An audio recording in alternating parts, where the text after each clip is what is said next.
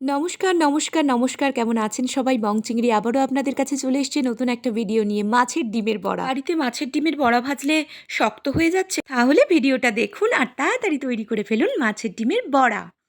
মাছের ডিমটাকে ভালোভাবে ধুয়ে নিয়ে আমরা তাতে দিয়ে দেব পরিমাণ মতো নুন, হলুদ গুঁড়ো, পেঁয়াজ কুচি, কাঁচা লঙ্কা কুচি আর দেব বেসন ১ চামচ। বেসন বেশি ব্যবহার করব না, কারণ বেসনটা দেওয়ার কারণ হচ্ছে ডিমটা তেলে দিলে যাতে ছেড়ে না যায়।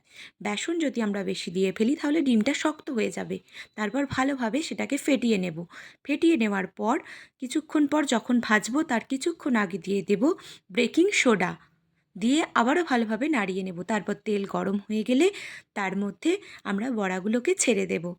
দেখুন তারপর বড়াটা কি সুন্দর মুচমুচে, খাস্তা এবং নরম হয়। যান, যান বাজারে চলে যান আর ডিম কিনে নিয়ে এসে তাড়াতাড়ি বানিয়ে ফেলুন আর আমার ভিডিওটা সাবস্ক্রাইব করে দিন।